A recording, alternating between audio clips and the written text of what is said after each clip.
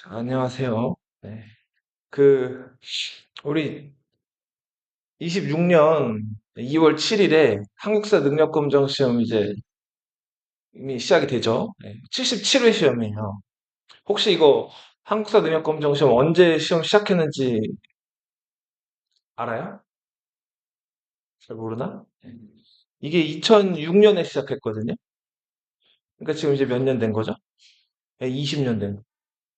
20년 동안 조금 뭐 시험 이렇게 난이도라든지 이런 게 조금 유형, 뭐 출제하는 방법이나 이런 게 좀 다르긴 해졌는데, 그래도 기본적으로 비슷한 그 한국사 지식을 가지고 있는지 없는지를 물어보는 수준에서 이제 계속 문제가 나왔어요.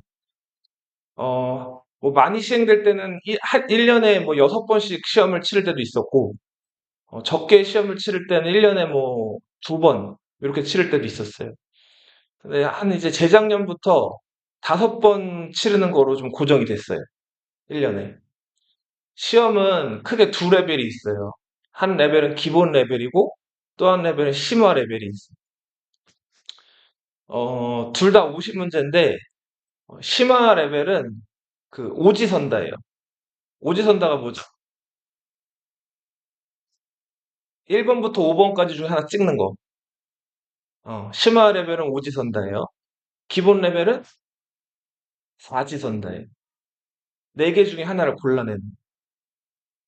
근데 오지선다, 사지선다 차이 말고도 그 또 차이가 있다면은 이제 심화가 아무래도 난이도가 어떨까요? 네, 확실히 어려워. 기본이 좀 더 쉬운데 어디서 난이도 차이가 좀 생길까요?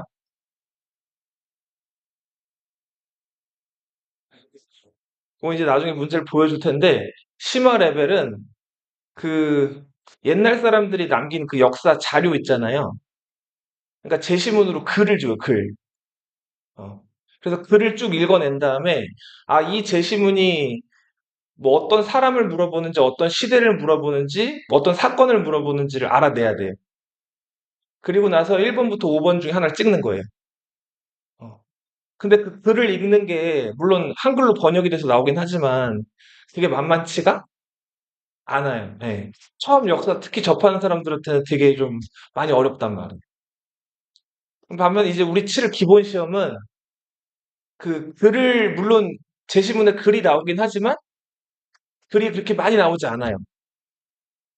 그래서 뭐 주로 그림이나 대화나 이런 것들 그리고 뭐 물론 이제 글도 나오긴 하지만 그 역사 자료를 그대로 주는 게 아니라 좀 이렇게 뭐 대화체라든지 이렇게 이런 식으로 좀 풀어가지고 그 글이 나오거든요. 빨리 와. 안녕. 여기 앉아. 그거 조심하고 코드 조심하고.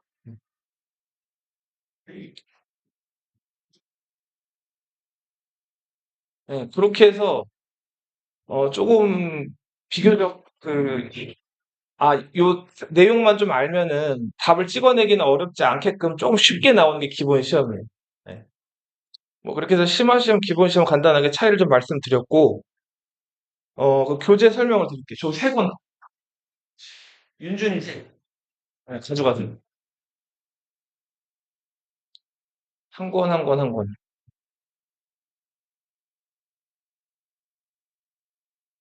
거기 교재를 보면 먼저 그 파란 교재 한번 펴보세요.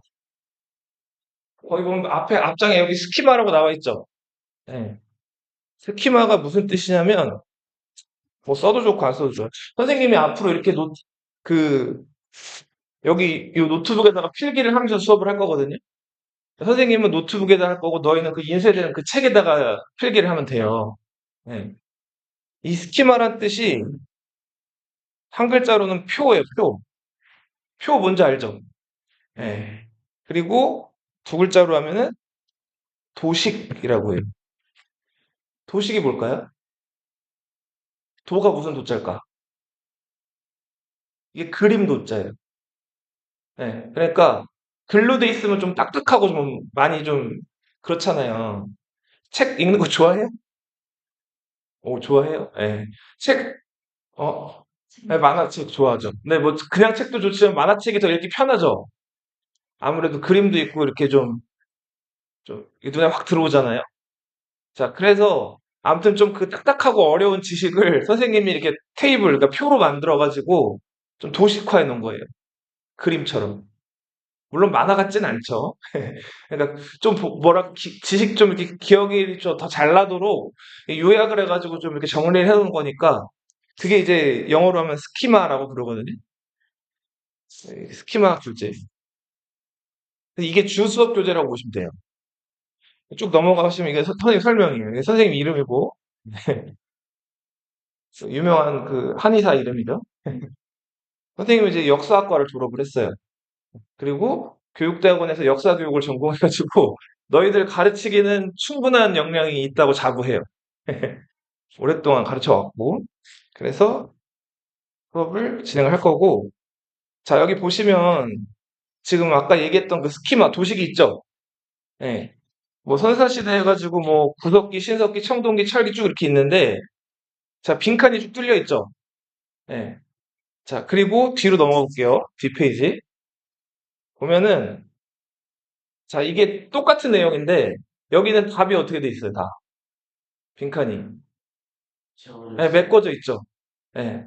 그래서 수업은 이 메꿔져 있는 부분에다가 제가 중요한 부분 너희들이 좀 적어야 될 것을 적으면서 수업을 하고 자 수업이 끝나면 너희가 요 빈칸 넣기를 시간 나간 우리 진도 나간 때마다 숙제로 이걸 적어 오시면 돼요. 알겠죠? 여기서 지식을 먼저 한번 이렇게 체계화시켜서 잡아놓고 그다음 빈칸 넣기 이제 해오시면 되는 거예요. 예. 자, 그래서 이 같은 맥락이에요. 지금 요거도 빈칸 있고 뒤에 이제 네. 우리가 수업해야 될 그 필기 노트 공간이 있고 이렇게 계속 수업은 진행이 될 거고 그리고 지금 여기 보시면 시간 돌아가고 있죠. 예. 이게 그 스크린 레코딩이라고 이 삼성 그 노트북의 앱인데 요걸로 화면을 녹화하는 거예요. 어. 그러면서 제가 이제 필기한 이 화면이 녹화가 되겠죠. 그 선생님 목소리로 여기 그 MIC가 인식을 해요. 예. 그래서 이거를 유튜브에다 그대로 올릴 거예요. 네, 그쵸, 그쵸. 빠진 학생들은 그러니까 요거를 보시면 돼요. 안타깝게도 선생님 뭐 얼굴이나 비주얼은 안 나오겠지만 요거를 보시고 보강을 하시면 된다고 보시면 돼요. 그리고 혹시라도 웬만하면 선생님은 이렇게 강조를 하는 게 빠지지는 않았으면 좋겠어요. 근데 어쩔 수 없이 학교 일정 때문이나 이러면 빠져야 되겠지만 이게 그래도 자격증 시험이고 딱 우리 목표가 있잖아요. 그러니까 그 기간만큼은 좀 열심히 나왔으면 좋겠어요. 예. 그래서 수업을 우리가 하루에 150분씩 수업을 할 건데 9시에 시작해가지고 50분 수업하고 10분 쉬고 50분 수업하고 10분 쉬고 그리고 50분 수업하고 집에 갈 거예요. 그렇게 150분. 그리고 이제 지금 방금 요 빈칸 넣기 요거 있죠? 요게 이제 매 시간 수업을 했으면 숙제로 나가는 거예요. 네. 그리고 한 번 수업, 하루 수업이 150분이기 때문에 만약에 빠지게 되면 보강 듣기도 만만치가 않겠죠. 그쵸? 배속을 좀 올리고 어떻게 해도 이게 녹록치가 않기 때문에 그래서 다시 말하자면 본 수업을 잘 들어오는 게 좋아요. 네. 자, 그리고 뭐 교재가 더 있죠? 더 다른 거 교재도 볼게요. 거기 보면은 초록색 교재 있죠? 네. 그 초록색 교재는 기출이에요, 기출. 자, 우리 기출이 무슨 뜻일까요, 기출? 기출. 그래, 기출 문제 들어봤죠? 근데 기출 문제 어떤 뜻인지 잘 모르고 그냥 막 쓰는 학생들이 많아가지고, 요번 기회에 알아두세요. 이가 무슨 기자냐면, 이미 기자예요. 그렇죠. 그러니까 이미 출제된 문제라는 거. 무슨 말씀인지 알겠죠?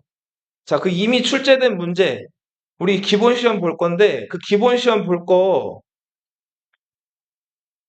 선생님이 10회차를 실어놨어요. 예. 1회에 50문제거든요. 그러니까 10회차면 몇 문제가 실려 있는 거예요? 500문제가 실려 있는 거예요. 예. 그리고 매 시간 수업이 끝나면 그 우리 진도 나간 만큼 우리가 배운 부분의 그 기출 문제를 선생님이 숙제로 이렇게 빨간색이나 뭐든 찍어줄 거니까 마찬가지로 그것도 다음 시간에 숙제로 해오시면 돼요. 그러니까 요거는 좀 그런 얘기일 수도 있지만 숙제를 혹시 안 해오셨다. 그러면 남아서 하시면 돼요. 숙제를 안 하게 되고 밀리게 되면은 이게 나중에 걷잡을 수가 없어요. 그러니까 웬만하면은 집에 가자마자 바로 열고 해요. 예. 그리고 혹시라도 조금 못했다 이러면은 끝나고 한 몇 분 정도는 좀 남아서라도 요걸 하고 간다라고 생각하시면 돼요. 아시겠죠? 네. 그래서 선생님, 이제, 요건 기출 문제고, 예. 기출 문제를 보통 그냥 시중 문제집을 선생님이 처음에 사올까 생각을 했었어요. 사오릴까. 근데 시중 문제집들은 그 기출 문제 중에서 뭐 좀 고르고 고르고 해가지고 어떤 거는 빠지고 어떤 건 들어가고 한단 말이에요. 그럼 불완전하죠. 그래서 그냥 아예 기출 문제를 그 똑같은 걸 다 실은 거예요. 다 풀어보라고. 그리고 혹시나 이제 우리 마지막 그 시험 직전에 한 세 번에서 뭐 혹시 만약에 진도가 조금 빨리 끝나면 4일, 혹시 진도가 좀 늦게 끝나면 2일 정도 걸릴 건데 2일 정도 남을 건데 그 남은 기간에는 문제풀이만 할 거거든요. 자, 그때 그 문제를 좀 더 많이 풀어가지고 요게 500문제가 좀 모자라다 싶은 학생들은 선생님이 문제를 더 줄 거예요. 예. 이거 많이 풀어보는 학생들은 지금 약간 이거 10회짜라 그랬죠. 예. 20개, 30개 풀고 가는 학생들도 있거든요. 불안해가지고. 근데 그만큼 실력이 또 올라오고 많이 알게 되니까 문제가 쑥쑥 잘 풀리니까 그 문제를 자꾸 주세요, 주세요 하는 거예요. 그렇게 되게끔 할 수 있어요. 그렇게 또 어려운 문제가 아니니까. 예. 뭐 그렇게 나갈 거고 그리고 또 주황색 교재 한번 보세요. 자, 네? 네, 두껍죠. 예. 두꺼운 걸 조금 부담스러워 하더라고 학생들이. 자, 그거는 자, 페이지 넘겨보시면 해설이에요, 해설. 예. 자, 해설집인데 정답이 다 있고 그리고 해설이 다 있죠. 한국사 능력검정시험 그 사이트가 보면 정답만 제공해주고 그 제시문이라든지 그 제시문의 정답 말고 다른 선다들도 있을 거 아니에요. 1번이 정답이면 2번, 3번, 4번은 틀린 답일 거 아니에요. 근데 그 답에 대한 그 해설이 안 실려 있단 말이에요. 그래서 그 해설을 좀 이렇게 긁어 모아 놓은 거예요. 네. 공부를 하려면 이 기출 문제를 놓고 이 해설집을 보면서 옆에다가 이 문제가 어떻게 되는지 분석을 하면서 공부를 해야 된단 말이에요. 네. 어떤 시대인지 어떤 인물인지 어떤 사건인지를 알아야 된다. 그래서 기출 해설집을 인쇄를 해준 거예요. 자, 근데 이거 그냥 답을 순전히 이제 숙제를 해야 되는데 이것만 보고 베껴온다거나 이러면은 되겠어요, 안 되겠어요? 안 되겠죠. 그래서 원래 해설집을 안 주려고 그랬어요. 그냥 여기 왔을 때만 보게끔 선생님이 하려고 했는데 어차피 정답이라는 거 맘만 먹으면 다 거기 홈페이지에서 열람할 수가 있고 공부를 안 한 학생들은 어떻게 해도 안 하기 때문에 한 학생들은 어떻게든 하기 때문에 너희들을 믿고 해설지를 그냥 바로 가져가도록 할 거예요. 그 공부 성적이 올라가는 학생들 보면은 이 해설집이나 기출문제나 그 책을 손에 안 놔요. 이게 거의 까매질 때까지 계속 본단 말이에요. 그러니까 이거를 정말 친숙하게끔 익숙하게끔 많이 보셔야 돼요.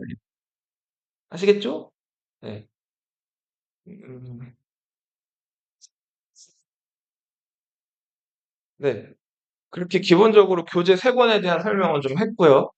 그러니까 우리 주로 이제 수업할 교재는 이 파란 교재. 요거 하나 그리고 여담으로 하나 더 말씀드리면 한국사를 너희가 앞으로 학교 이제 초등학교, 중학교, 고등학교 계속 다닐 거 아니에요? 어느 시기에 어느 부분을 배우는지를 조금 말씀을 드릴게요. 좀 알아두세요. 뭐 빈칸 아무 데나 써도 좋아요. 네. 자, 먼저 우리 지금 초등학교 5학년 지난 친구도 있고 안 지난 친구도 있을 텐데 초등학교 5학년 때 5학년 2학기 때 우리 사회 과목 배우죠. 그죠? 그 사회 과목에서 한국사가 나오죠. 예. 여기서 고조선부터 예. 쭉 맞아요. 6.25 전쟁도 넘어요, 더, 사실은.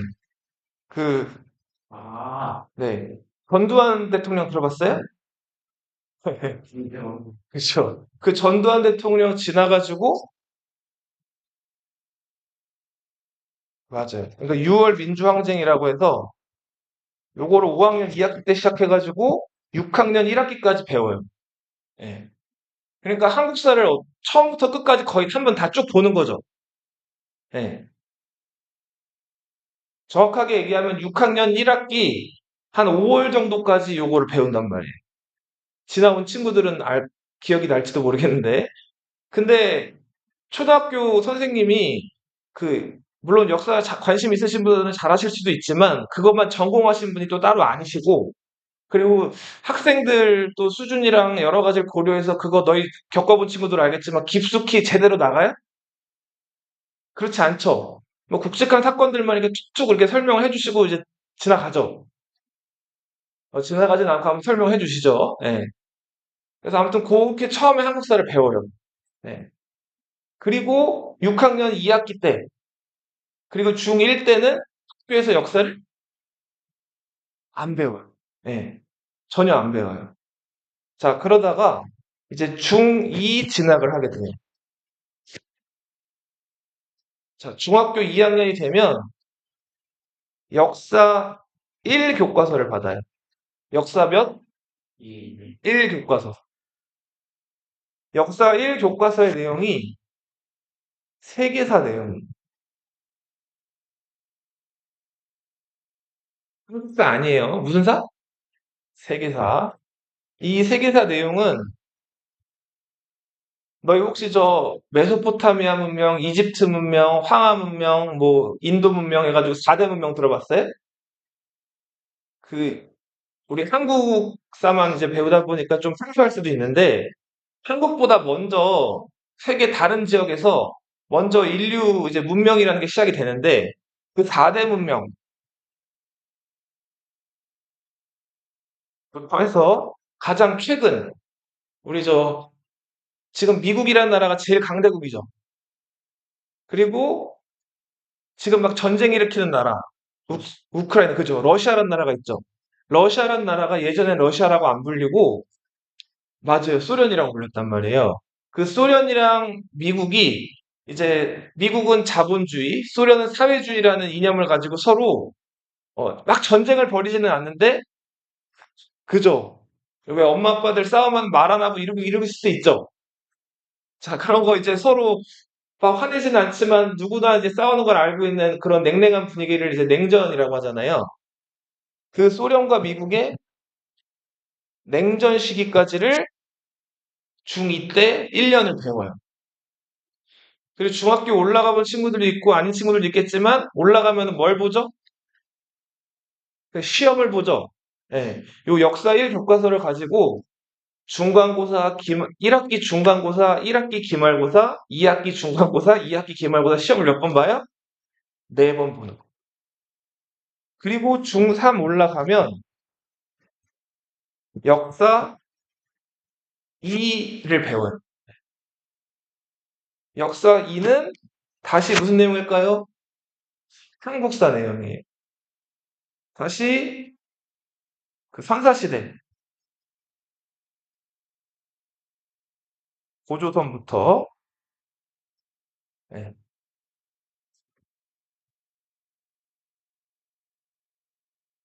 자, 교과서 안에는 우리 여기 6월 민주항쟁, 뭐 전두환 이 대통령 뒤에 현대사 얘기도 다 실려 있긴 한데 그 내용이 굉장히 적고 중학교 그 교과서로는 거기까지 나갈 수가 없어요. 그래서 보통 어디까지 나가냐면 많이 나가도 조선 후기까지 진도를 나가요. 아니요. 나오기 교과서에 있긴 있는데 그거를 배울 수가 없어요. 학교 커리큘럼으로. 중3에서 고1 올라갈 때 또 중요한 문제가 있거든요. 이제 다 똑같이 일반계 고등학교, 인문계 고등학교 가는 게 아니에요. 그때 이제 뭐 공업고등학교를 가는 학생들도 있고 상고를 가는 학생들도 있고 혹은 외고나 과고 가는 학생들 저마다 거기서부터 진로가 좀씩 갈린단 말이에요. 그래서 걔네들 그 고등학교 입시 이런 것들 때문에 중학교 3학년 기말고사를 마지막 3학년 2학기 기말고사를 좀 일찍 당겨서 본단 말이에요. 그러다 보니까 역사 그 이 교과서 뒤에 부분 진도를 잘 나갈까요? 못 나갈까요? 못 나가요. 보통 조선 후기까지도 못 나가는 경우도 되게 많아요. 조선 후기라면 다 나갔으면 어느 정도라냐면은 세도 정치라고 혹시 들어봤어요? 안동, 김씨, 풍양조씨 우리나라 가장 어두웠던 시절? 예. 자, 그리고 고1이 돼요. 고1 1학년 1학기 때 한국사 1을 배워요.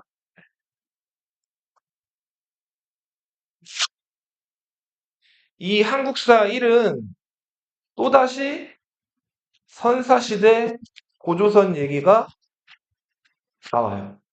예. 그리고 쭉 진도를 나가서 어디까지 나가냐면, 자, 이제 그 개화기. 개화기가 언제일까요? 조선 후기 지나가지고 이제 일본이란 나라한테 문호를 열고 막 외국 서양이나 외국의 막 그런 문화들을 받아들이던 시기. 흥선대원군, 고종 이런 때 들어봤어요? 네. 그 시기 이제 막 조선이란 나라가 갑작스럽게 그 일본에 의해서 막 이렇게 강제로 그 문호를 연 다음에 그 외국 문화를 받아들이는 그 시기. 그러다 결국 어떻게 되죠? 조선이 망하죠. 그리고 일본에게 넘어가잖아요. 그 직전까지를 배우는 거예요. 그리고 고 1학년 2학기 때는 한국사 2 교과서를 받아요. 일본 제국주의가 조선을 식민 지배하게 되죠. 이 시기를 일제 강점기라고 부르죠. 그리고 지금 우리 교과서에 실려 있는 것까지 하면은 이재명 정권까지 이재명 대통령 알고 있죠? 네, 정권까지도 교과서에 언급이 돼요. 그러니까 완전 현대사까지 배우는 거죠. 최근 얘기까지. 이재명 정권 전에 윤석열 대통령 탄핵된 얘기도 실려 있고요. 교과서에. 그리고 윤석열 대통령 전에 문재인 대통령 때 얘기, 부동산값 올라간 얘기들도 나와 있어요. 교과서에.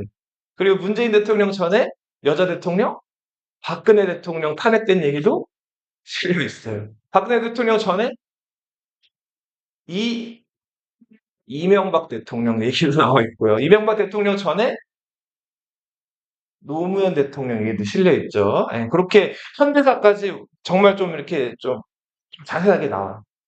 자, 근데 고 1학년 1학기 때 배우는 요 선사 고조선부터 조선시대까지 요 얘기는 지금 몇 번을 반복한 거예요? 세 번째 반복하는 거죠. 그러니까 여기서는 어떻게 돼 있냐면 교과서 안에 압축이 돼 있어요. 어, 압축이 돼 있고 뒤에 이 개화기나 일제강점기 근현대사 요 안 배운 부분들 있죠. 여기가 자세하게 나와 있단 말이에요. 그래서 결과적으로 얘기하면 지금 중2부터 세계사, 조선 후기까지 중3 때 그리고 이제 고1부터는 근현대사 위주로 이렇게 겹치는 부분 여기 조금 있지만 대부분 겹치지 않게 차례차례 진도가 나간단 말이에요. 요거를 왜 얘기를 하냐면 너희가 그냥 하는 건 지금 대비를 하는 거긴 하지만 앞으로 계속 나오는 거예요. 그리고 하나만 더 얘기하면 고3 때는 또 뭘 봐요? 수능을 보죠. 요즘 저기 뭐야 문과 이과 할 것 없이 수능을 치르려면 반드시 뭘 치러야 돼요? 정시에서 한국사를 치러야 된단 말이에요. 자, 이거는 선택을 안 할 수가 없어요. 필수 한국사예요. 난이도는 그렇게 어렵진 않은데 전범위, 그러니까 선사시대부터 이재명 정부까지 전범위를 다 시험을 본단 말이에요. 자, 그래서 앞으로 너희 이제 그 남아있는 그 학년 교육 과정에서 계속 한국사가 지금 출제가 돼요. 좀 요번 기회에 지금 한번 이거 처음부터 끝까지를 다 보는 수업이니까 좀 다부지게 해놓으면 나중에 내신 공부하거나 수능 공부할 때 도움이 많이 될 거란 말이에요. 어차피 여기서 더 크게 뭐가 많이 나오지 않기 때문에. 선생님은 그래서 기본 수업이지만 조금 세세하게 더 수업을 할 거예요. 예. 조금 어려울 수도 있고 중간중간에 잘 모르는 거 있을 수도 있는데 언제든지 물어보시면 돼요. 알겠죠? 네. 좀 사설이 길었네요. 아무튼 처음 그 어떻게 교육 과정이나 이런 게 진행되는지를 알고 해야 되니까 자, 바로 진도를 나왔고요. 자, 2페이지 펴세요. 스키마 2페이지. 자, 우리 저 막 구석기, 신석기, 청동기, 철기 이런 얘기 들어봤죠? 네. 요 시대를 보통 구석기, 신석기 시대를 선사 시대라고 하는데 자, 선사라고 하는 게 우리 지금 역사 수업인데 갑자기 선사 얘기가 나왔죠. 네. 선사와 역사를 가르는 기준 기록이 돼 있죠? 글로 기록되기 이전을 선사라고 하고요. 글로 기록된 이후를 역사 시대라고 합니다. 자, 문자 혹은 글 이렇게도 쓰면 좋겠죠? 자, 글로 기록되기 이전의 시대에는 뭐 글로 남겨놓은 게 없으니까 이 시대 사람들이 쓰던 물건, 남길 유자, 물건 물자 해가지고 유물. 그리고 이 시대 사람들이 뭐 이렇게 집터도 만들어 놓고 그 집도 짓고 이렇게 생활을 했을 거 아니에요. 그런 흔적들이 남아 있겠죠. 유, 적. 자, 이런 것들로 그 글로 기록되기 이전, 그러니까 선사시대를 파악하고 공부를 한단 말이에요. 여기서 선사시대에서 한 문제가 나와요. 한국사 1번이에요, 항상. 자, 선사시대 때 인류는 주로 이제 그 그러니까 도구를 썼는데 돌을 도구로 썼단 말이에요. 자, 돌을 도구로 썼던 이 시대를 돌. 예, 석기시대라고 불러요. 석기시대는 기원전, 기원전이란 말도 크게 의미가 없을 정도로 오랜 70만 년 전부터 시작이 돼요. 엄청 오래된 거죠? 예. 사실 여기 지금 얘기하진 않지만 이것보다 더 이전에 도구를 쓰기 이전의 인류 400만 년 전에 초기 인류가 있었다고 하는데 우리는 지금 도구를 쓰던 시기부터 좀 알아두면 돼요. 자, 그러다가 인류가 이후 그 70만 년 전부터 이제 그 습기를 쓰면서 생활을 하다가 그 어느 순간에 생활 패턴이 한번 쭉 바뀌어요. 원래는 그냥 자연에서 주는 거, 뭐, 짐승들 있으면 사냥해서 잡아먹거나, 물고기 같은 거 잡아먹거나, 아니면 과일 같은 거 따먹거나, 그냥 자연에서 주는 걸 그대로 이용하다가, 이제는 그 먹을 거를 직접 생산을 해내는 거예요. 자, 그 과일 같은 거 먹어보고 땅에다 버려봤더니, 그 처음에는 뭐 그냥 잘 모르고 지나쳤는데, 나중에 시간 지나서 와봤더니 여기 뭐 싹이 나고, 다시 그 나무가 자란 다음에 열매가 나고 하는 것들을 목격을 하게 된 거예요. 그러면서 인류가 시작하게 된 거, 농사를 시작하게 되죠. 예.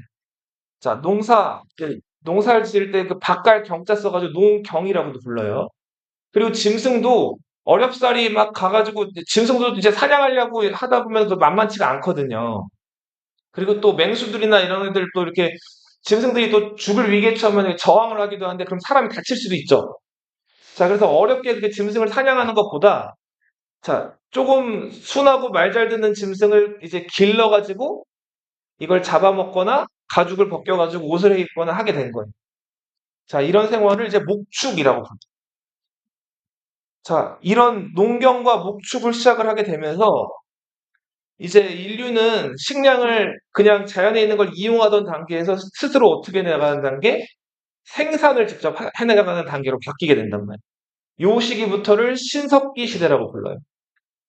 그리고 이 두 개의 중요한 변화, 농사를 짓고 짐승을 기르는 이 농경과 목축을 가리켜서 사람들은 신석기 혁명이라고 불러요. 그만큼 혁명적인 변화였다는 거예요. 자, 농사를 신석기 시대 때 처음 짓게 됐는데 처음부터 농사를 잘 지었을까요? 아니었겠죠. 처음에는 농사를 많이 망쳐보기도 하고, 예, 서툴러가지고 이제 농사를 기껏 열심히 지었는데, 뭐 수확량이 너무 적거나, 여러 가지 그 어려움을 많이 겪었을 거란 말이에요. 자, 그렇게 해서 뭐 실패하고 성공하고 이런 거 반복하는 걸 시행착오라고 하죠. 자, 이런 것들을 반복하다가, 자, 어느 순간부터, 아, 이렇게 하면 농사가 잘 되는구나. 자, 이런 계절, 그리고 어떤 땅에서 농사가 잘 되는가를 사람들이 점점 데이터를 알게 되겠죠. 자, 그러면서 이제 농사를 조금 조금씩 더 잘 짓게 되고, 농사를 한번 지으면 많은 것들을 수확할 수 있게 된 거예요. 그러면서 생산량이 이제 막 늘어났겠죠? 예전에는 너무 그 수확량이 적어가지고 먹어 치우기 바빴는데, 이제는 먹고도 음식이 남는 거예요. 자, 이런 거를 조금 어려운 말로 잉여 생산물이라고 불러요. 영어로는 이렇게 쓰죠. surplus라고 쓰죠.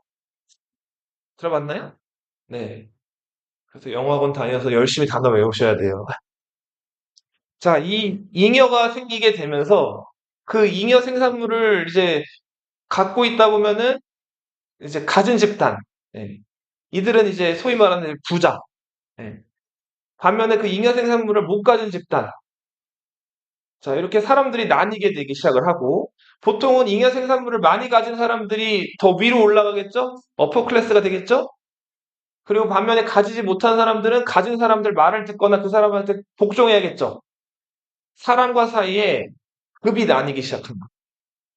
자, 이거를 계급이라고 불러요. 클래스라고 부르죠. 네. 뭐가 생겼다고요?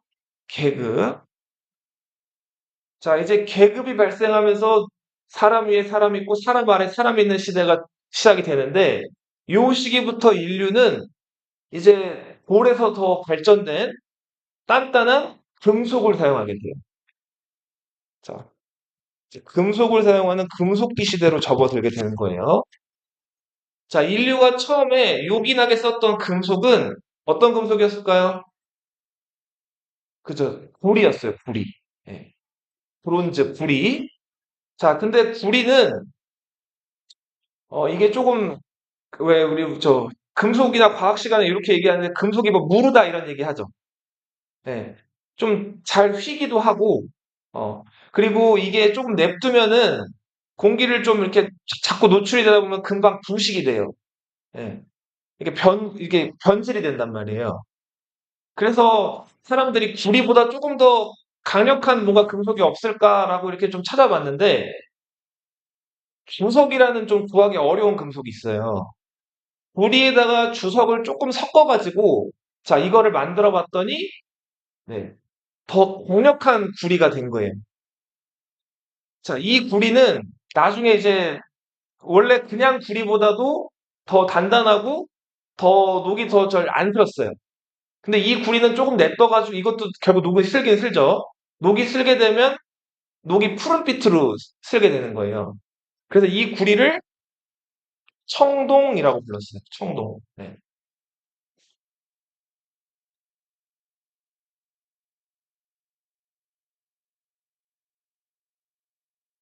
자, 근데 이 청동은 네. 아까도 말씀드렸지만 그 구리라는 것도 굉장히 구하기가 쉽지가 않고 그 구리랑 합금을 해야 되는 그 주석이라는 건 더 구하기가 어려워요. 이 귀한 금속이란 말이에요. 그리고 이 구리로는 뭐 이 거친 땅을 막 계속 이렇게 캐내거나 하는 농기구를 만들 수는 없어요. 구리 자체가 귀하기도 귀하고 이 구리로 청동으로는 땅을 치면은 이 청동기가 이렇게 부러지거나 휜단 말이에요. 약한 금속이에요. 자, 그래서 어떤 금속이 더 좀 더 이 땅을 더 캐내거나 아니면 이렇게 사용할 때 강력할까 사람들이 찾아봤더니 어떤 금속이 있었어요? 네, 철이라는 금속이 있었죠. 자, 그래서 인류가 이제는 철이라는 금속을 사용하게 돼요. 근데 왜 철을 더 나중에 사용했을까요? 철이 이렇게 더 좋은데. 발견하기 힘들어서. 또, 유명해져서, 또, 자, 금속은 자연 그대로에서 이제 보통 어디에 있죠? 뭐, 땅속이라든지 이렇게 그 광산 이런 곳에 있죠. 그죠? 자, 이거를 처음에 캐내면 이게 처음부터 딱 쓸 수 있는 금속일까요? 아니죠. 흙이나 뭐 납이나 인이나 여러 가지가 막 뒤섞여 있는 그 덩어리째로 이 광산에서 캔단 말이에요. 그러면 이거를 그대로 쓸 수가 없기 때문에 어떻게 해야 될까요? 소독? 자, 금속을 우리가 사용하기 좋게 이런 식으로 만들려면 녹여야 돼요. 자, 강한 열을 가해가지고 이걸 녹여야 된단 말이에요. 자, 녹이게 되면 그 안에 있는 불순물 이런 것들이 좀 빠져나가는데, 자, 이 청동은 한 800도 정도 되면 녹아요. 그러니까 자, 근데 철은 1000도가 넘어가야지 녹는단 말이에요. 자, 인류가 처음에는 그 불을 사용하긴 했지만 아주 그 강력한 화력을 얻을 수가 없었기 때문에 처음에는 철이 좋은 걸 알면서도 못 쓰다가 자, 이제 강력한 열을 얻을 수 있는 화력 이런 것들도 점점 이제 쓰게 된단 말이에요. 자, 예를 들면 우리가 어떤 식으로 화력을 얻게 됐냐면 자, 이렇게 자연 그대로에서 불을 피우면 이 외부 이런 공기나 이런 것들 노출이 되기 때문에 그 열이 보존이 잘 안 돼요. 높은 열을 얻을 수가 없어요. 진짜 높은 열을 얻으려면 너희 예를 들어 도자기 굽는 거 어디서 구워요? 가마 안에 들어가서 굽죠. 그죠? 그래서 이 가마 기술 같은 것들이 발전하게 되면서 자, 이 쇠를 녹일 수 있을 만한 강력한 열을 인류가 점점 얻게 된 거예요.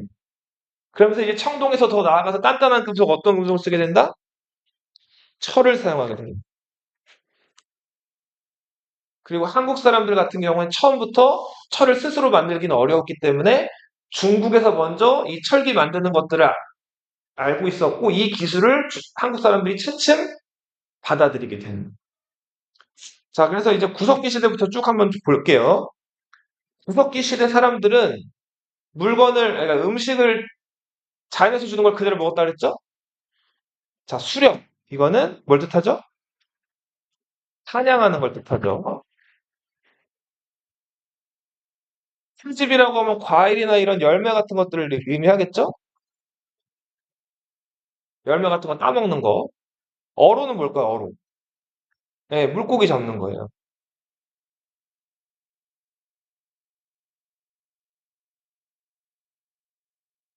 자, 그리고 의생활. 여기 딱 빈칸이 돼 있죠? 네. 초기 형태 그 옷이라고 한다면은 뭐 나뭇잎이라든지 아니면 짐승 가죽이라든지 이런 것들 간단하게 걸쳤겠죠? 지금 구석기 시대 사람들이 입었을 거라고 추정되는 것들은 있지만 그 직접 그 구석기 시대에 먼 옛날에 입었던 게 남아있지는 않아요. 그래서 대충 추측해 볼 수는 있는 거예요. 자, 그럼 주생활. 어디서 살았을까요? 그쵸. 그 자연에 있는 동굴이라든지 바위 아래서 비를 피할 수 있는 그런 바위 그늘 아래 살고 자, 막집에서 거주를 했어. 이 막집은 출제가 자주 되니까 알아두세요. 자, 이 막집 뜻이 뭘까요? 막 지은 집이에요? 자, 집이 막 지으면 어떻게 돼요? 무너지죠? 집 짓기 굉장히 어려워요. 자, 그래서 이거 뭔 뜻이냐면 이 막이 천막이란 뜻이에요. 근데 천막인데 지금처럼 이렇게 좋은 천이 아니라 뭐 나뭇가지를 엮거나 뭐 혹은 뭐 나뭇잎이든 아니면 짐승 가죽이라든지 뭐 이런 것들을 덮어가지고 임시로 막을 쳐서 만든 집을 막집이라고 부릅니다.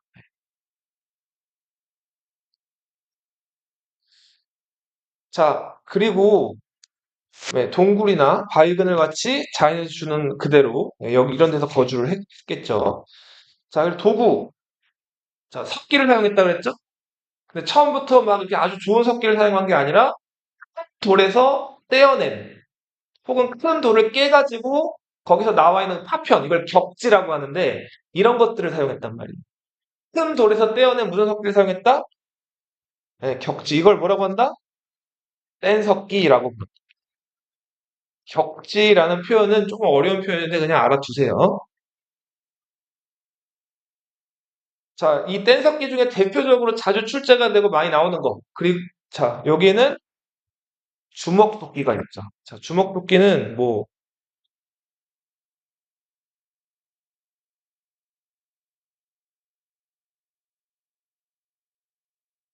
이렇게 생겼죠. 주먹으로 이렇게 져가지고 다용도로 썼겠죠. 이걸 뭐 짐승을 이걸로 쳐서 죽이거나 혹은 뭐 이 짐승의 털가죽 같은 걸 이렇게 자르거나 여러 용도로 사용됐을 거라고 추측이 되는 거죠. 네. 그렇죠.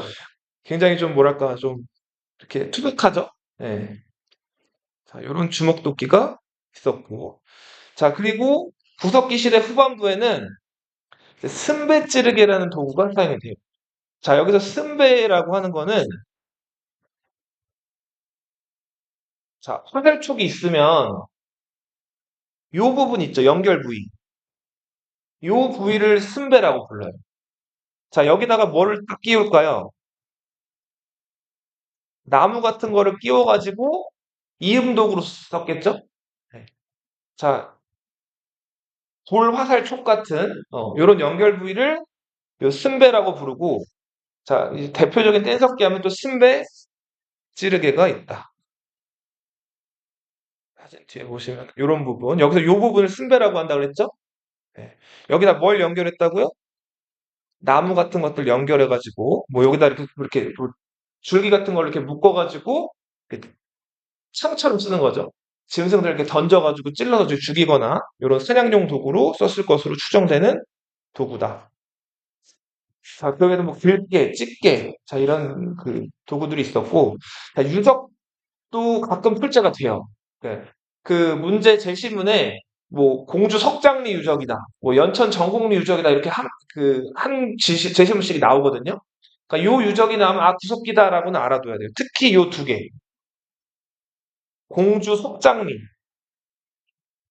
이제 공주는 나중에 저 백제라는 나라의 두 번째 수도이기도 했었거든요. 그래서 시대별 통합 문제 하면은 이 구석기 시대 유적지 공주 석장리, 뭐 백제의 두 번째 수도 웅진의 이 공주의 옛날 이름이었단 말이에요. 이런 식으로 그 지역을 물어보는 문제가 나오기도 해요. 예. 공주 하면은 구석기 시대 유적지이기도 했고, 연천이라는 동네, 연천 혹시 어딘지 알아요?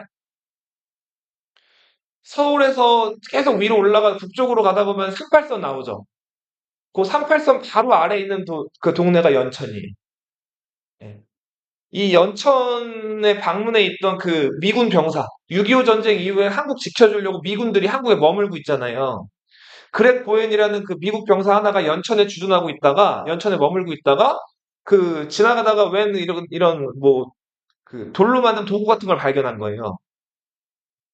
자, 근데 이게 알고 보니까 이제 사람이 잡아가지고 썼을 만한 이렇게 손자국도 있었고, 이게 주먹 도끼였어요. 그리고 그 주변을 이제 샅샅이 뒤져봤더니 이제 구석기 시대 사람들이 썼을 만한 이런 여러 뗀석기들이 많이 발견된 거예요. 이 미군이 주먹도끼 발견하기 전까지는 한국의 구석기 문화가 사람들은 없다고 생각을 했었어요. 신석기 시대가 처음일 거라고 생각을 했었는데 구석기 시대가 이 미군 병사 하나에 의해서 한국에도 있었다는 게 알려지게 됐다. 요 시대 때는 사냥을 같이 하려면은 혼자 하면 위험하잖아요. 뭐 곰이나 이런 짐승들이나 이런 짐승들 만만치가 않죠. 물소도 이제 막 잡으려면은 막 덤빌 수가 있으니까. 자, 그래서 이런 것들을 같이 하기 위해서 무리지어 다녔어요. 모여서. 그리고 사냥감을 찾아가지고 한 곳에 머물지 않고 계속 이동을 했겠죠? 그죠? 그리고 먹을 것들이 전반적으로 많이 부족했겠죠? 그러다 보니까 만약에 먹을 게 부족한데 사냥을 했어요. 이제 막 고기나 이런 것들이 나왔는데 힘세거나 뭐 사냥을 잘하는 사람이 이걸 다 먹어 치워버리면 나머지 사람들은 다 어떻게 돼요? 못 먹으면 어떻게 되죠? 굶어 죽죠. 자, 굶어 죽으면은 뭐 사냥 잘하거나 힘센 사람 혼자서 살아갈 수가 없죠. 그래서 사냥에서 그 얻은 고기라든지 과일이나 이런 것들을 같이 다니는 사람들이랑 전반적으로 다 나눠 먹었을 거란 말이에요. 그래서 요 시대 때는 아직은 평등한 사회. 자, 이제 신석기 시대로 가보시면은 신석기 시대 때는 이제 농사가 시작이 됐다 그랬죠? 자, 농사가 시작됐는데 처음부터 어려운 농사 할 수 없죠. 자, 그래서 처음에는 주로 물이 별로 없어도 지을 수 있는 작물들, 잡곡 같은 것들, 뭐 콩이라든지, 예, 뭐 조라든지 수수라든지. 엄마가 잡곡밥 해주시죠? 안 해주시나? 네. 그런 잡곡들을 주로 이제 그 먹었는데 그 잡곡은 물이 좀 적어도 이제 그 운영될 수 있는 그 경작지, 밭에서 주로 이제 나오는 작물들이 잡곡들이죠.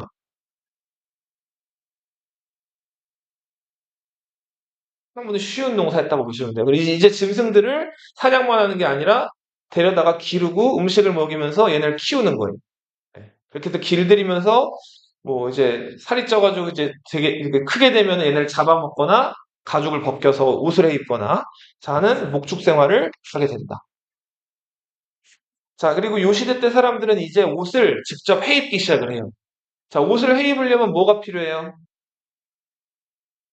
먼저 볏짚. 그렇죠. 아주 옛날 옛적에 볏짚을 해 입었을 거고 너희들 입고 있는 옷들 자, 다 뭘로 만들었을까요? 실로 만들었겠죠? 그 실을 이제 엮어가지고 천을 만들고 천을 자르고 해가지고 꿰맨 다음에 옷을 만드는 거 아니에요. 그죠? 제일 먼저 실이 필요할 거 아니에요. 그죠? 자, 근데 이 실은 또 어떻게 만들까요? 처음엔 못 만들었겠죠. 근데 어느 순간부터 실을 만들게 되는데 실 만드는 과정 혹시 본 적 있어요? 너희 그 목화라는 그 꽃이 있어요. 면화라고도 불리는데 그 면화, 목화의 열매가 이렇게 부피가 큰 솜이에요, 솜. 예. 자, 이 솜을 이렇게 돌돌돌돌돌 말면은 이게 어떻게 되죠? 가늘게 실이 되죠? 그죠? 이 솜을 돌돌돌돌돌돌 말아주는 그 도구를 이제 그런 작업을 방적이라 그래요. 솜을 실로 만드는 과정을. 자, 원시 시대 사람들이 썼던 그 방적기. 이게 가락박쥐예요. 예. 실을 뽑아내는 방적 도구였다. 솜을 돌돌 말아서 실로 만들어주는 도구예요. 연천이 여기 있어요, 여기. 서울이 여기 있으면 연천이 여기 38선 가까이 있는 가장 북단에 있는 도시라고 보시면 돼요. 연천 전곡리. 어느 시대 유적이에요? 연천 전곡리 하면 구석기 시대 유적이죠? 네, 주먹도끼. 자, 요게 가락바퀴라는 건데, 자, 여기 구멍이 뽕 뚫려 있죠? 여기다가 이제 기다란 막대기 같은 걸 하나 넣은 다음에,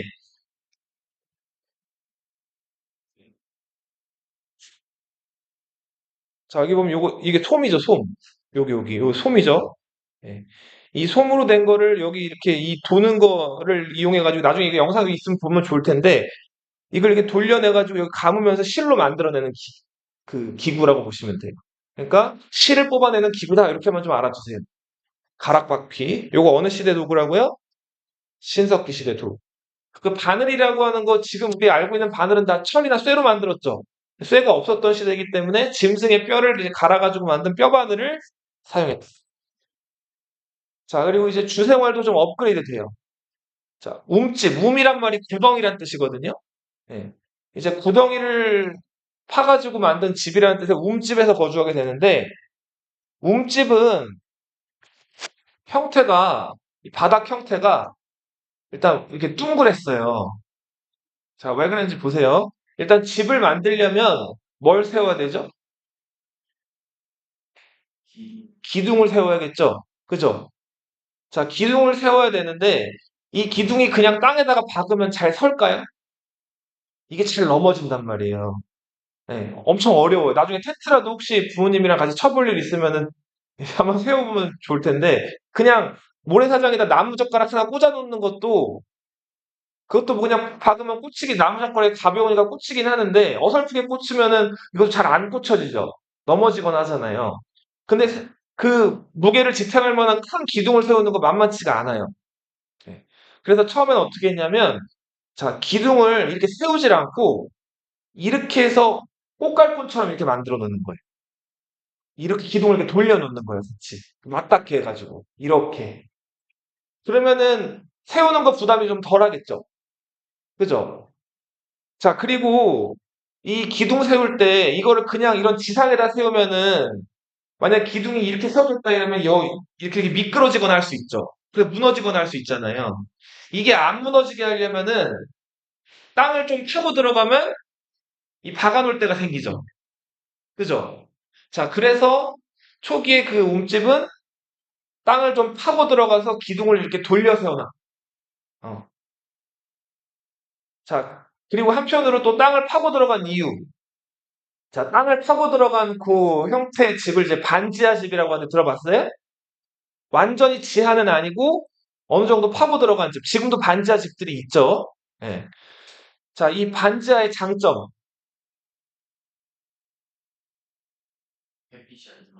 햇빛이 안 들어온 거는 맞는 사실 팩트이긴 한데 장점은 아니죠. 햇빛이 안 들어오면 나중에 굉장히 안 좋습니다. 단점이죠, 이거는. 어? 비를 안 맞는다. 그럼 비를 안 맞는 거는 이제 기둥을 세운 다음에 버적 같은 거나 집단 같은 걸 덮어놔가지고 이제 안 맞는 거고, 이제 반지하의 장점은 그 지하로 파고 들어가잖아요? 그러면은 여름에는 서늘해요. 그리고 겨울에는 아주 춥지 않아요, 또. 기온이 항상 어떻다? 일정이에요, 일정. 막 그 지상에 올라가면은 그 날씨 영향을 많이 받는데 지하로 파고 들어가면 그게 좀 덜하단 말이에요. 자, 그래서 뭐 열을 구하기 어려운 그 옛날 사람들한테는 그 조금 파고 들어가서 거기서 거주하는 게 굉장히 유리했단 말이에요. 근데 반지하의 치명적인 단점. 요즘에 웬만하면 반지하에 안 살잖아요. 너희 반지하에 안 살죠? 다 아파트 저 높은 데서 살잖아요. 요즘에 지하에 안 사는 이유. 아까 저 윤준이가 얘기한 대로. 뭐가 안 들어와요? 햇빛이 안 들어와요. 좋을 것 같죠? 그쵸? 너희가 당연히 너무 햇빛을 잘 누리고 있어가지고 모르는 얘기인데, 햇빛을 못 받으면 사람이 약해져요. 네. 햇빛에서 여러 가지 뭐 그런 뭐 영양이나 이런 것들을 얻을 수가 있는 것도 있고, 자, 그리고 습하단 말이에요. 지하로 내려가면. 습한 거에 사람 몸에 되게 안 좋아요. 네. 습한 데서 자면 되게 찌뿌둥하고 안 좋단 말이에요. 자, 빨래 같은 것도 이 반지하에다가 말려놓으면 잘 마를까요? 안 마를까요? 안 말라요. 네. 자, 네. 뭐 그런 여러 가지 또 단점이 있고 바닥이 또 그리고 어떨까요? 지하로 내려가면. 울퉁불퉁한 것도 있고 이 찬기가 올라와가지고 바닥은 또 되게 차요. 너희 찬 데서 잡은 적 있어요? 어때요? 시원해요.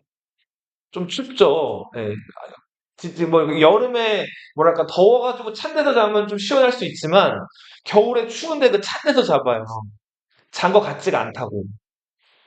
자, 그래서 인류가 처음에는 어쩔 때 기둥을 세우거나 어느 정도 체온을 좀 유지할 목적으로 일단 반지하에서 살았는데 나중에 점점 움집이 업그레이드 되면서 점점 지상으로 올라오게 돼요. 그리고 화덕. 화덕은 불을 피우는 공간인데 자, 이 불을 피우는 공간이 움집에 어디에 있었다? 한 가운데 있어요. 그 왜 그랬을까요? 맞아요. 일단은 불을 피우는 것 자체가 만만치가 않아요. 지금처럼 가스레인지나 라이터가 없죠. 그러니까 불을 피우려면 이 마찰, 부싯돌 이런 거 들어본 적 있죠? 혹은 이렇게 마찰해가지고 불을 피워 놓는데 땔감도 구하기가 만만치가 않고 불을 한번 피우는 것도 만만치가 않기 때문에 한번 핀 불이 되게 귀하단 말이에요. 그럼 불을 폈을 때 나오는 그 온기나 이런 것들을 여러 사람들이 같이 이렇게 공유를 해야겠죠. 자, 그래서 모닥불 피워놓고 사람들 쭉 둘러앉듯이 이렇게 가운데 화덕이 위치했을 거다. 이게 지금으로 치면 가스레인지라고 보시면 되거든요. 너희 집에 들어가면 가스레인지가 어디 있어요, 보통? 주방에 있죠. 부엌에 있죠. 부엌이 집에 들어가면은 가운데 있어요? 부엌이 가운데 있는 집은 조금 좀 뭐랄까 좀 안타까운 집도 좁은 집이겠죠. 부엌이 보통 어디 있어요? 부엌은 주거 공간이 있으면은 이렇게 한쪽 구석에 있죠. 그렇죠. 취사 공간이. 자, 지금은 불을 언제든지 피우고 끄고 하는 게 자유로워서 그런 취사 공간이 따로 있었지, 이렇게 위치해 있지만, 요 당시 때는 불 자체가 귀했고 그 열을 나눠야 되기 때문에 화덕이 어디에 위치한다? 가운데 위치한다. 근데 지금은 어떤 집을 들어가도 부엌이 가운데 있는 집은 웬만하면 없죠. 다 이게 나중에 독립이 되거나 한쪽으로 치우쳐지게 되죠. 자, 요 시대 때 사람들은 갈아 만든 석기를 이용해요. 자, 이제 뗀 석기에서 더 업그레이드 된 갈아 만든 석기, 무슨 석기를 이용한다? 간석기. 갈아서 만든 석기예요. 요거를 어려운 얘기로 하면 마제석기라고 부르죠. 여기서 마가 무슨 마찰까요? 마모, 마찰 들어봤어요? 마는 간다는 뜻이에요. 자, 그리고 이 시대 때 사람들은 이제 그쵸. 그 석기를 조금 더 잘 다듬어가지고 갈아서 석기를 만들어서 더 업그레이드된 석기를 썼고, 이제 흙을 이제 빚어가지고 불에다가 열을 가해보니까 그 흙이 이제 그릇처럼 역할을 하는 거예요. 도자기를 만들어 쓰기 시작한 거예요. 흙으로 만든 요 그릇을 뭐라고 부르죠? 토기라고 부르죠. 네. 자, 신석기 시대 대표적인 토기 하면은 그렇죠. 이렇게 생긴. 그리고 대부분 물고기를 잡거나 혹은 농사 때문에 물가에서 살았는데 그 물가 주변에 모래 있죠? 그 모래사장 같은 데다가 이렇게 툭 박아서 쓰는 자, 이렇게 생긴 그래도 표면에 빗살 무늬가 새겨져 있는 무슨 토기? 빗살 무늬 토기가 사용이 됐어요. 모래사장 이런 데 박아놓고 쓰는 거죠. 신석기 시대 대표적인 유적하면 요건 알아두세요. 저 강동구 가본 적 있어요? 천호동 이런데? 천호동 옆 동네 암사동이라고 있거든요. 이 암사동의 선사유적지가 유명해요. 여기 가보면 신석기 시대 집터라든지 이런 게 다 남아있어요. 나중에 뭐 기회가 혹시 되실지 모르겠는데 가보시면은 좋을 것 같은데 이게 이제 신석기 시대 움집의 모습을 재현해 놓은 거죠. 자, 화덕이 어디 있어요? 가운데 있죠. 그리고 기둥이 지금 그렇죠. 이렇게 되어 있죠? 예, 요건 이제 그냥 안에를 그 볼 수 있게끔 그냥 상상해가지고 만들어 놓은 그림이니까. 그리고 이렇게 지금 기둥을 세우기가 어려우니까 이렇게 지하로 좀 들어가서 기둥을 세워놨죠? 예. 사람들이 둘러 앉아서 이제 음식들 나눠 먹고 있고. 예. 자, 초기 형태의 움집이다. 그쵸? 자, 그리고 석기가 좀 예뻐졌죠? 아까 주먹도끼에 비하면은 갈아가지고 좀 더 쓰기 좋게 만든 거죠? 이런 석기를 무슨 석기라고 한다? 간석기라고 부른다. 자, 그리고 모래사장이나 이런 데 푹 박아놓고 음식을 저장하는 빗살무늬 토기. 여기 보시면 빗살 모양의 무늬들이 새겨져 있죠? 신석기 시대 토기다. 네. 그리고 이 사람은 뭐 하는 사람일까요? 무당이란 말이에요, 무당. 요 시대 때부터는 이제 그, 네. 종교, 신앙이 좀 생기게 되는데, 신과 인간을 연결해주는 매개자. 어, 매개라는 말은 이제 연결해준다는 건데, 중간에서. 이제 무당을 영어로 샤먼이라고 부르거든요. 그 무당을 숭배하는 샤머니즘. 그리고 태양, 강, 바다. 이런 거 굉장히 인류가 어떻게 보면 범접할 수 없는 커다란 자연현상이죠. 자, 이 자연현상을 숭배하는 애니미즘. 태양, 바다, 강. 자, 그리고 곰이나 호랑이. 이 신성한 짐승들을 숭배하는 토테미즘. 농사를 시작했기 때문에 이제 사람들이 왔다 갔다 하지 않죠. 이제는 어떻게 하는 거예요?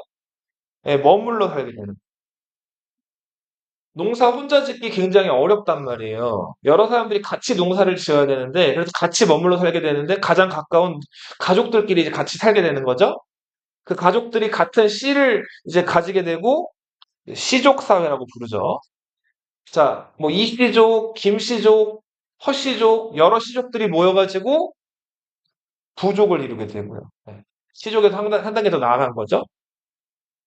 자, 아직은 이제 농사도 좀 잘 짓게 되고 막 식량 구하는 통로도 많아졌는데 여전히 식량은 부족했어요.